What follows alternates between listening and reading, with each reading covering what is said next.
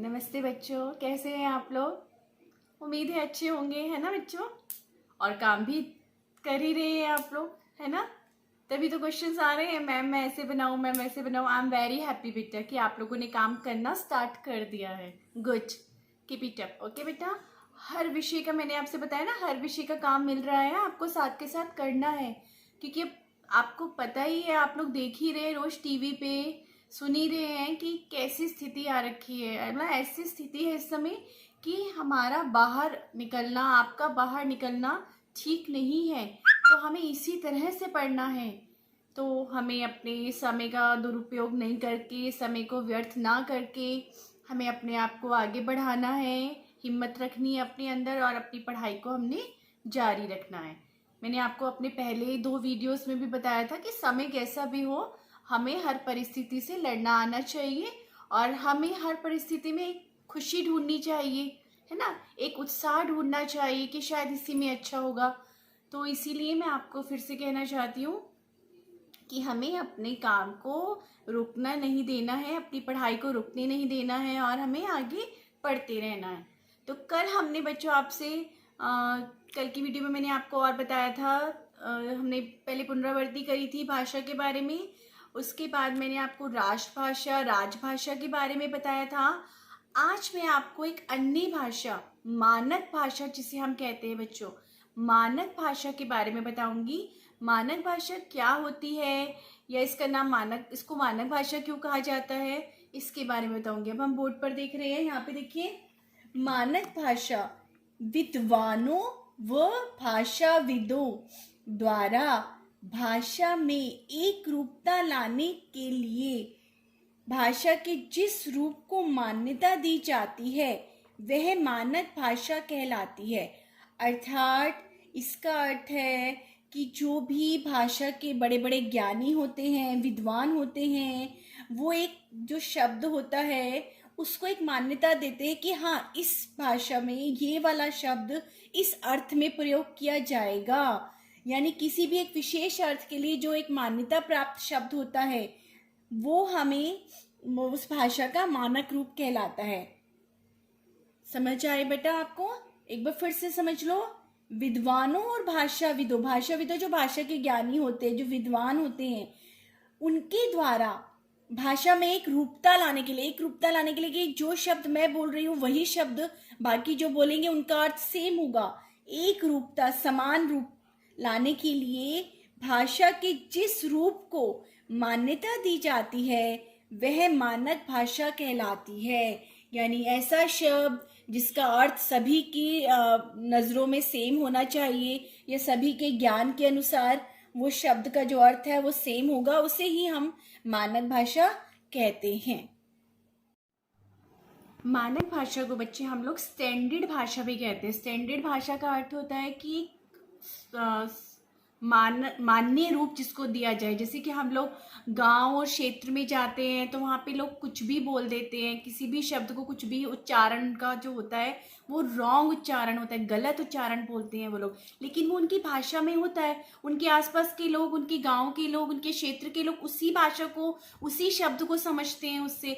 लेकिन वो हिंदी की दृष्टि में या शुद्धता की दृष्टि में हम कह दें वो गलत शब्द होते हैं, लेकिन फिर भी उसे वहाँ पर बोला जाता है। लेकिन अगर आप शहरों में देखेंगे या लिखित के रूप में देखेंगे, आपको, आप पुस्तकों में देखेंगे, व्याकरण की दृष्टि से अगर आप देखेंगे तो वो शब्द जो गाँवों में त्रुटि के साथ बोला जाता है वो रॉन्ग होता है।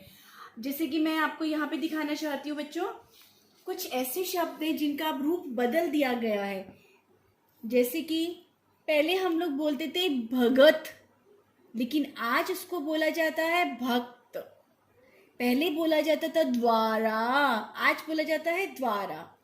पहले बोला जाता था विद्यालय, ये भी द में य है, लेकिन आज जो इसका मानक रूप है वो है ये विद्यालय। तो इसे स्टैंडर्ड लैंग्वेज कहा जाता है, शुद्धता की दृष्टि से इसको माना जाता है। जैसे कि हम आपको और भी बताना चाह रहे हैं कि समय बदलता है, समय बदलता है तो इसका रूप में थोड़ा सा परिवर्तन होता है। पहले आपने कभी किसी की कहानी में या आपने एसएसटी वगैरह में देखा होगा कि पहले जब हम लोग नाप तोल करते थे तो कैसे करते थे, हम मुट्ठी से करते थे या किसी और ऐसी चीज़ से करते थे कि उसका वजन बराबर आ जाए देखने में। लेकिन आजकल हम लोग कैसे नापते हैं? आजकल स्टैंडर्ड तराजू होते हैं, उनका मीटर होता है, तो उसके थ्रू नापते हैं। या अगर पहले लिक्विड देखा जाता था तो हम कह देंगे कि हम ग्लास के थ्रू लिक्विड नापते थे या बोतल से लिक्विड नापते थे। लेकिन आज स्टैंडर्ड मीटर है उसका। आप लोग पेट्रोल पंप पे जाते होंगे अपने पापा वगैरह के साथ, देखते होंगे पेट्रोल कैसे नापा जाता है, लीटर के थ्रू। उसका एक वहाँ पे मानक, उसमें नंबर आते हैं कि कितने लीटर दिया गया है। किलो में अगर आप नापते हैं तो उसमें भी नाप तोल होती है, तो वो एक स्टैंडर्ड नापने का जरिया कहलाता है।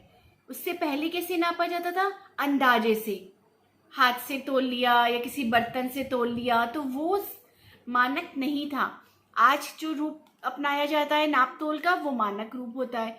इसी तरह से भाषा को भी शुद्धता की दृष्टि से जो देखा जाता है कि पुस्तकों में, वो मानक रूप कहलाता है। और जो गांव देहात में लोग बोली में अपने यूज करते हैं शब्दों को, वो मानक दृष्टि से शुद्ध नहीं होती। तो आज मैंने आपको मानक भाषा बताया है कि मानक भाषा वो होती है जो सभी भाषाविदों और ज्ञानियों और विद्वानों के द्वारा उसके रूप को जो है मान्यता दी जाती है कि हाँ ये सही है। ये समय और काल के अनुसार बदल जाता है इसका रूप। जैसे कि मैंने आपको पहले स्लाइड में बताया था अभी, भगत और भक्त में द्वारा या द्वारा विद्यालय, बहुत से ऐसे अन्य शब्द भी है बच्चों जिसका कि रूप अब बदल चुका है। पहले उनका दूसरा रूप था। अब आप और एक एग्जाम्पल मैं आपको देना चाहती हूँ, कंप्यूटर आप ले लीजिए। आजकल जो है सभी जो लोग हैं टाइपिंग कंप्यूटर के थ्रू करते हैं, है ना। तो कंप्यूटर में बहुत से ऐसे शब्द हैं जो नहीं आ रहे हैं, तो उसके लिए एक अलग से उनका सॉल्यूशन सॉफ्टवेयर में बनाया गया है कि इसको इस रूप में माना जाएगा। और वो सभी जो भाषाविद हैं, जो सभी ज्ञानी हैं हिंदी भाषा के, उन्होंने उसको मान्यता दी गई है, तो इसीलिए उसे मानक शब्द कहा जाता है। तो कंप्यूटर की दृष्टि से आप कह दो आदर्श रूप उसको बोला जाता है, तो उसे ही हम मानक भाषा कहते हैं। तो बेटा आज हमने जो भी मानक भाषा के बारे में पढ़ा है, इससे संबंधित मैं आपको एक क्वेश्चन दूंगी पीडीएफ में कि मानक भाषा किसे कहते हैं। उदाहरण दीजिए, कोई भी आप 3 से 4 उदाहरण दे सकते हैं, ठीक है। तो आप इसे अपनी कॉपी में साफ और सुलेख यानी अच्छे हैंड राइटिंग में ज़रूर लिखिएगा और मुझे सब्सक्राइब और लाइक भी कीजिएगा।